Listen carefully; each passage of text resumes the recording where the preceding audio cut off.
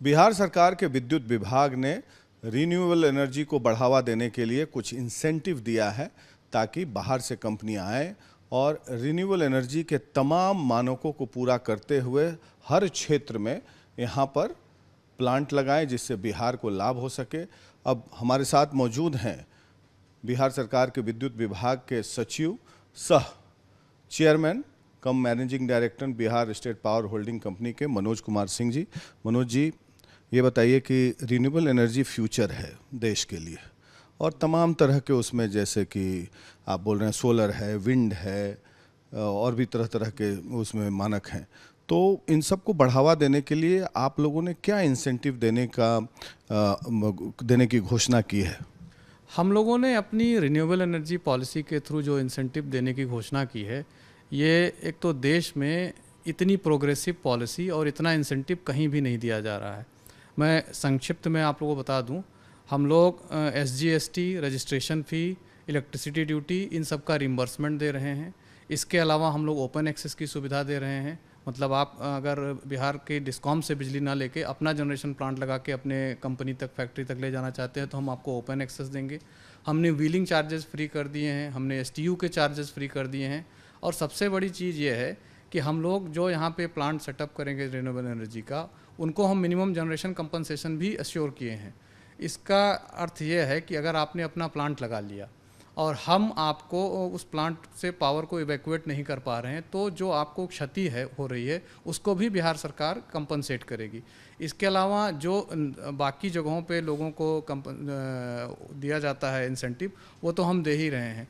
जैसे कि deemed industry status है, जैसे कि लैंड कन्वर्जन फ्री, वो भी हम जो होगा वो फ्री होगा। मतलब एग्रीकल्चर लैंड को आप अगर इंडस्ट्रियल पर्पज़ के लिए यूज करते हैं तो कन्वर्जन फ़ी पड़ती है, वो कन्वर्जन फ़ी भी हम लोगों ने फ्री कर दी है।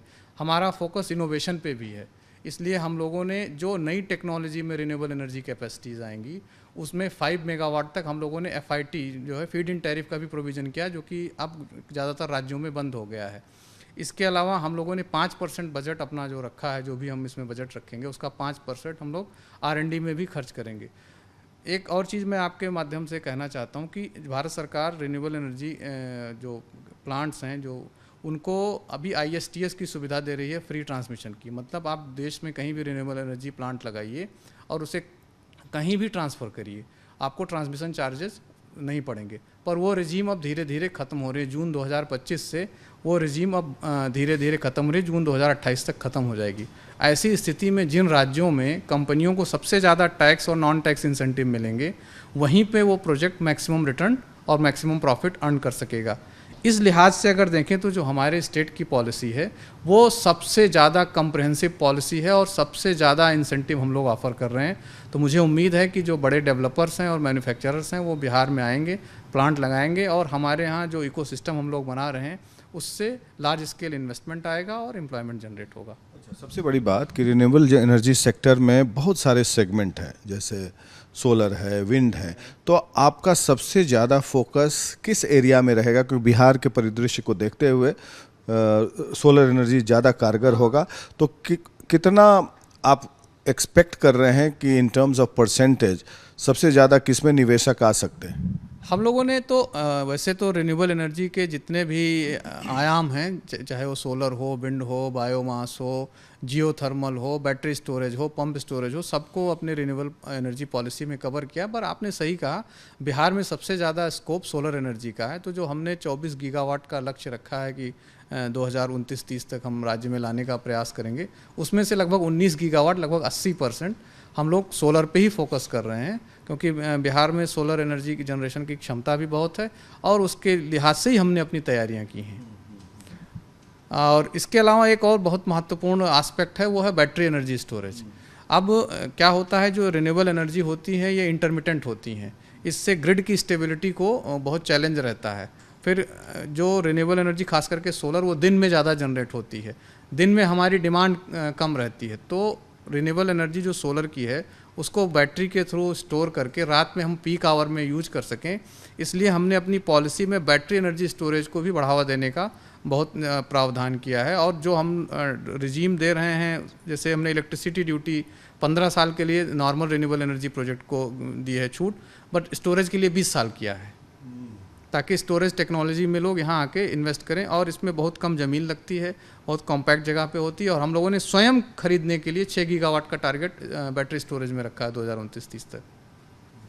तो ये बताइए कि सबसे ज़्यादा इसमें ज़रूरत होगी ज़मीन की भी, तो क्या आपको लगता है ज़मीन मिलने में, क्योंकि इन्वेस्टर्स जो आएंगे उनको लैंड उपलब्ध कराना होगा तभी वो इन्वेस्ट करेंगे बिहार में, तो क्या आप फैसिलिटेट करेंगे वो सब चीज़ इंडस्ट्री डिपार्टमेंट से, बियाडा से आप लोग?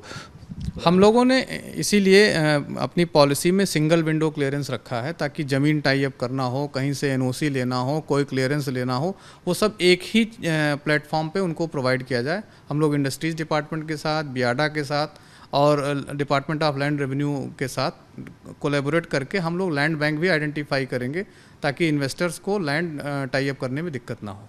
तो आप इन्वेस्टर्स को क्या संदेश देना चाहेंगे कि क्या बिहार में आएँ और अपना इन्वेस्टमेंट करें, क्योंकि सिंगल विंडो क्लियरेंस है और कोई ब्यूरोक्रेटिक निगल्स नहीं होगा, ये आप आश्वासन देंगे? कोई ब्यूरोक्रेटिक निगल्स नहीं होगा। और मैं इन्वेस्टर्स से आपके चैनल के माध्यम से कहना चाहता हूँ कि एक बार बिहार की पॉलिसी को पढ़ लें, और मैं चुनौती दे सकता हूँ कि जो इंसेंटिव हम लोगों ने दिए हैं वो इंसेंटिव कहीं भी इतनी मात्रा में, इतने संख्या में किसी भी जगह पे नहीं दिए गए हैं।